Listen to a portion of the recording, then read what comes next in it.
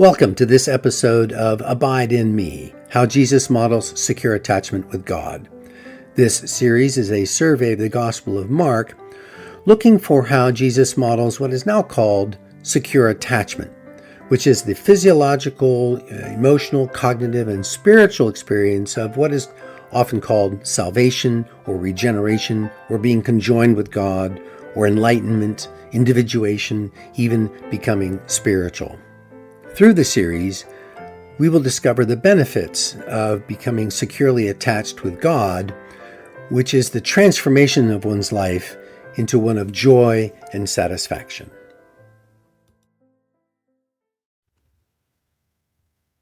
I want to highlight the last story Jesus tells in the 4th chapter of the Gospel of Mark. He says, "The kingdom of God is like a farmer who scatters seed on the ground. Night and day, while he's asleep or awake, the seed sprouts and grows, but he does not understand how it happens." The point being that there's things we need to do in life.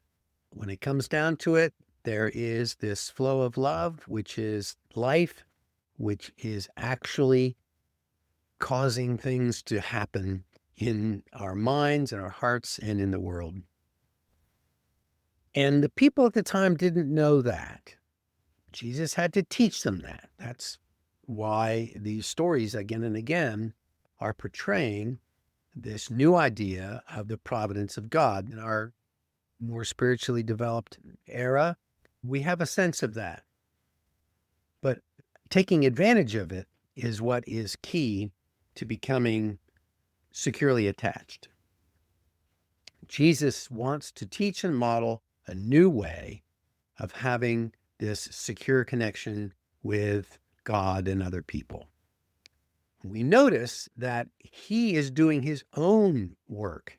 We see it in his going off by himself to pray and what he says and what he projects, right? When he gets angry, he's projecting about what's going on in his own heart and mind. And through it all, there is this constant and regular effort for connection, for wholeness, for sacredness that is hidden from our view. Jesus repeatedly points out that God is establishing and maintaining what is called his kingdom, the kingdom of heaven, that experience of joy and satisfaction that God has designed into the system for us to experience. And it's the same effort and the same processes that we see in nature. Much of the process is hidden from our view, and it happens without our effort. It's easy for me to accept the fact that I'm not in control of the process of a plant's germination and growth. What is difficult to accept is that we are not in control of the process of our own salvation, our own transformation. We do see clearly our efforts to improve ourselves, even if they are halting and irregular, and there's repeated failures when we act out again, or when we fail to act again, when we act from fear or anxiety. We catch ourselves being petulant or fretful, irritable, impatient, living not from abundance, but from scarcity. And when we read in the Christian scriptures, we don't immediately see the inner success that Jesus was having in his own work. That's hidden as well. We do see more often his pain and his tiredness and his despair. And he is telling us that he feels that way when he experiences a disconnection from his Father, from God, teaching us that we are all on this path. And when we are in discomfort, when we are in fear or pain, it is because we have become disconnected from the source that is leading us along. We've gotten off the path, as it were, or we're fighting against the flow of the path. This is why we despair, for instance, at ever being good enough. It's sometimes called our fallen nature. It is our woundedness. It is our anxiety. It's the longing to establish a healthy, secure connection with other people, and so with God and within ourselves.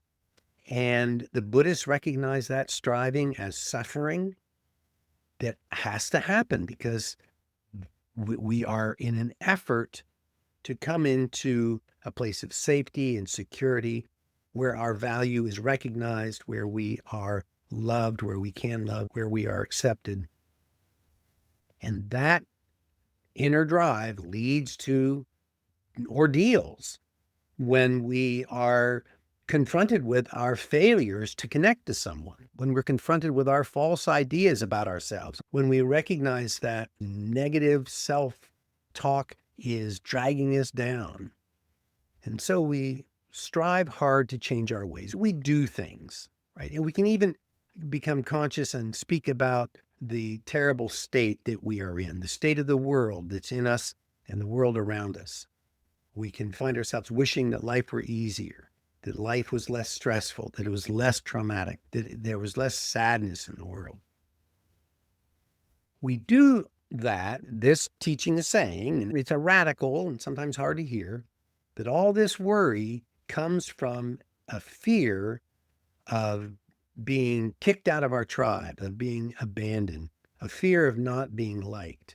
It's a reliance on other people's opinions for our sense of worth and value. And that is what is causing this disruption in our life. We're supposed to remember we are wired for connection. And now, Jesus is trying to say, the process whereby we find joy and satisfaction is the effort of the flow of life, the flow of love. That is what it is working for. That's what it's endeavoring to give us.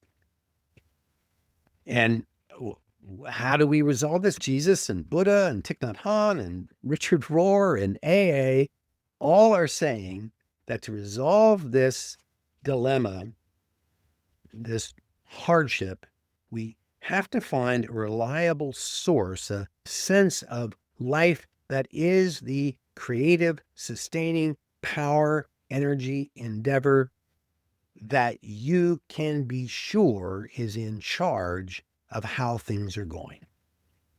To trust in God. So, when we listen to Jesus, in this case, we watch how he's doing the work, how he's walking in the way. The Gospel of Mark is a simple model for our work. Jesus describes first how we can prepare our minds to receive his love in the parable of the sower. He describes how our listening, our curiosity, is good, fertile soil for these new ideas. He describes how when we do that, when we're in that flow, there's a light, there's an understanding that shines throughout all our minds. We see this physiologically when we relax and the cortisol is being sent out and all the different parts of our brain are working together and we see clearly, we have a perception and we have energy to do all of that because we are living in the path. We are having this trust in the love that is flowing. And Jesus goes into some detail describing how behind or underneath or within all our efforts is the actual power, the substantial changes that constitute our life and our healing. And so that's why Jesus keeps saying that we need not fret over the operation of the process or try to add energy to it. God's love, the energy of the universe, is the energy of love that's always accomplishing what is its goal, its mission, including the healing of our spirits. And this is what I'm proposing Jesus is modeling for us. He's walking from town to town, relying on the hospitality of those who are buoyed by his optimism, calmed by his assurance. He has a relationship with them. He doesn't feel beholden. He doesn't have to go beg.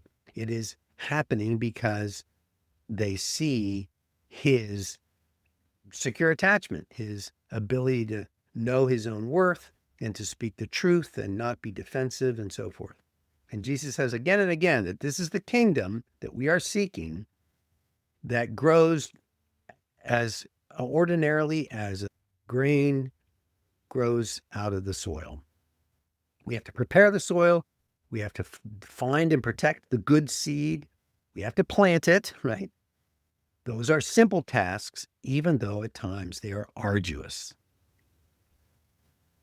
So Jesus is saying there is life hidden in those seeds. We need to attend to the fact that there's a distinction between our efforts and the power of love to accomplish the growth of our spirit to wholeness and fruitfulness. There's a distinction between what we're doing and the power that is the life within what we're doing. Relying on our own selves, our own power, our own abilities always leads to frustration and despair.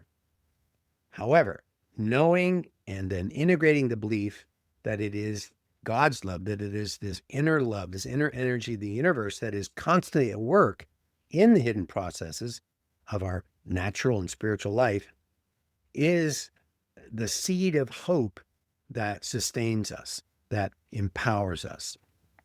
We're supposed to gather and protect the knowledge that we have that God is in charge. And then we are to use our human ability to pay attention and accept this love flowing through as distinct from our ego and our efforts, which are real and important to do, but there's a distinction. Perhaps an apt parable for our times is seeing the lowly dandelion breaking through concrete. Nothing humans can make will ever stop life expressing the power of love. No expression of any power by any person or organization can stop love expressing itself in this world. The progress of our healing and the healing of the world and the creation of relationships always begins small, and it's never sudden or cataclysmic. Love is an unceasing endeavor to find joy and satisfaction, the kingdom of heaven. Love is urging us to see and accept love as our motivation for living. Helen Keller said, life is an adventure or nothing at all.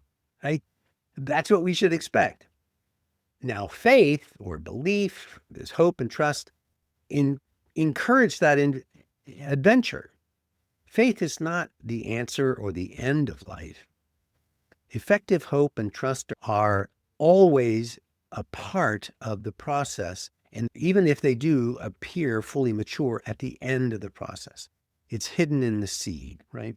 So, yeah, there can be the superficial hope or the foolish trust that is actually dependence. As we go along in this process, effective hope and real trust are revealed in our capacity, for instance, accepting the current state of affairs, even though we're in the dark, cold ground. Hope and trust are that smallest crack in the shell, and the sprout is knowing how to find the light, and it will out.